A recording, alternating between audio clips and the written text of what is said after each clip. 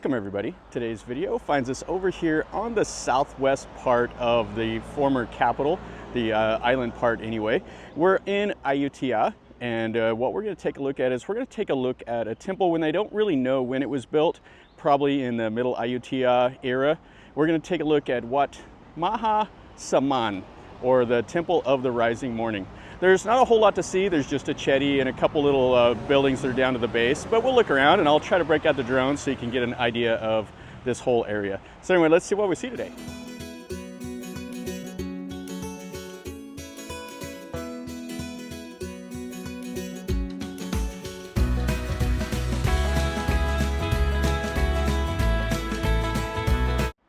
So over that way, this is, I think, U-Thong Road here, I'm not sure. This is the Pratu Chai district of Ayutthaya. And they have kind of a little market that sets up here every day. All the locals set up here, they sell their clothes, they sell the food, all that stuff. And it's a nice little area. There's actually parking. And then we're gonna go back over to here. You can see there is the chedi. So this is one I've been by a bunch. I've never stopped and take a look at it. There used to be several other temples here in this area. I think there was a total of 4 right here. And then across the road, there were several others. You can see now they just have this little pipeline that goes through, and we'll climb over it and we'll see. But you can see the little chedi. It's kind of a cool little bell-shaped Sri Lankan style. And it will shimmy over this pipeline. Looks like there's a hill over here to climb. This is the area here. It's just a grassland now. Now this temple used to be surrounded by a moat. You can see a little bit of it right over here. And then there was, I think Wat Tuk was right there. And Wat Cho was, I think, over on this side. And then Wat Pramin or something like that was further out there in the trees. And it doesn't look like there's anything left, just some mounds. You can see a little bit of the outer wall and then the moat. And then there would have been an entrance over here. There would have been entrances on the 4 cardinal directions. Now, I don't know where the ubosot is. The Wehan. The ubosot is the only building that's still here. And they would have had a couple, looks like maybe a smaller chedi right here. And you can see this is a really nice bell-shaped chedi. And it has a little bit different top up there. I don't know if that's the Sukhothai influence in this. There's a little data plate that talks about it being Sukhothai, but it looks Sri Lankan to me. You can see the lotus flowers in the plaster right there still intact. And then they would have had images right there on that like square little pedestal. You can see the trees that are growing up there. And it has a square base. I think that's middle Ayutthaya would have been the square base. They break this down into early, middle, and late Ayutthaya, kind of the temple constructions. And we have a humongous brick. This is an interesting brick. That's one of those big 8 holes where they poke the holes in it. And there's a couple of them here. So you can see where they poke the holes right here. And that allows it to, whenever they fire it, it fires evenly. And then there would have been a couple little, like this is a small little chedi. And then these are the ordination stones. So you can see they're just completely weathered down. And then the outer wall. And then you can see that mound of like Wat Tuk right there. And there's several little canals and stuff through here. So there would have been houses. I saw like an old map from like the 19th Buddhist century that they'd hand drew.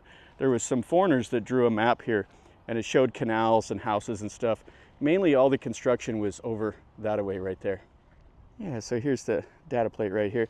So it says it was influenced by the Sukhothai style architecture. But it's the only thing that might be Sukhothai to me would be that very top, that fanal up there. And you can see quite a bit of the lotus flowers here and just the amount of plaster. Okay, that's really, really cool. Now let's take a look at this little ordination hall. There would have been another entrance over here.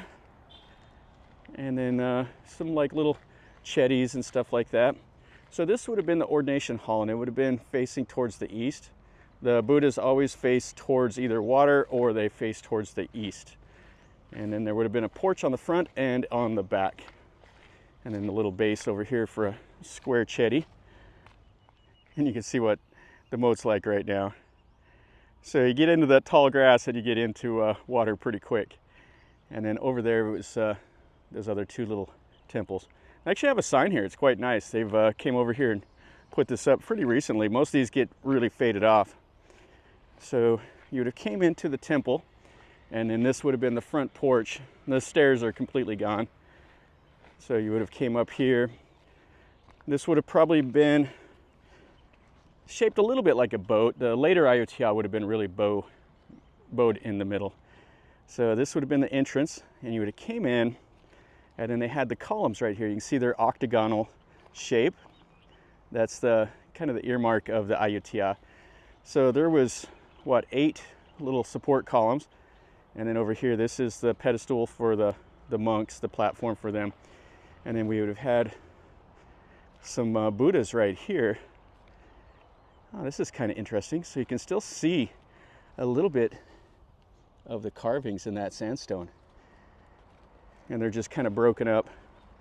And then the various pieces just all here. And then another kind of the torso of one over there.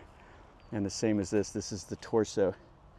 And check out the size of this piece of sandstone. It's kind of interesting. And then, okay, so that's what this is. This is the legs of the Buddha right here. And then this is a little bit of the torso and stuff like that. And then a little bit more, there's an arm. Yeah, these fall apart. And then there was also a case where any of these Buddhas, the locals would come over here and cut their heads off after the temple, you know, collapsed down. And I'm not sure why. And then you'd have looters that would come over and find the important relics and stuff like that, the gold or anything like that that was in these chedis.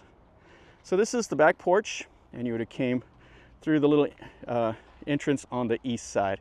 There's not a whole lot more to see now, but it's kind of a cool little ruin. I've never been over here onto the ruin itself. Then we got the stairs down, so you could go over there to the chedi. And like I said, I don't know where the Wehan was at, if there was one. You'd think the Wehan would have been over there, but the wall is too close. And then we're near a huge, huge temple. The Wat Chetwi Rahan or whatever, one of the most famous ones here. And we can see that chedi. It's really a nice example of the Ayutthaya era here. And the locals have brought over this water vase here for some reason. They're probably using it for a little ceremony, doing something. Yeah, it's too bad that all these other temples are gone, all the wooden houses and everything are gone. This would have been quite cool to see back in the day.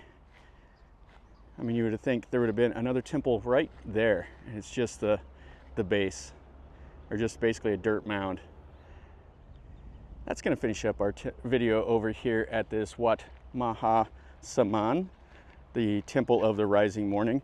Now, there's also, the name may go back to like a story from Buddhism when the Buddha became a deer and preached to the other deer in the herd. There's a story about that, and a story also about him leaving a footprint in India that has the name tied into that Saman. They don't really know, because there's not any records about, you know, the temple, when this was founded and its name and stuff like that. So anyway, it's a small little ruin. It's just over here, kind of forgotten about. It's out here amongst all these trees and stuff like that. But I like getting over here, climbing around and seeing stuff like this. So if you enjoyed it, smash the like button. If you're new to the channel, subscribe. This is what I do. I show you things that interest me, and this is what interests me today. So we get to take a look at it. I'm not out here where the tourists are at generally. So you get to see stuff that's off the beaten path. And if you enjoyed that, stick around, subscribe, and then you're notified when I post a new video. Leave me a comment. Tell me what you think. If you've been here, which I don't think too many people have, but if you have, let me know. And until next time, from over here in Ayutthaya, remember, life is a journey. Until next time, enjoy.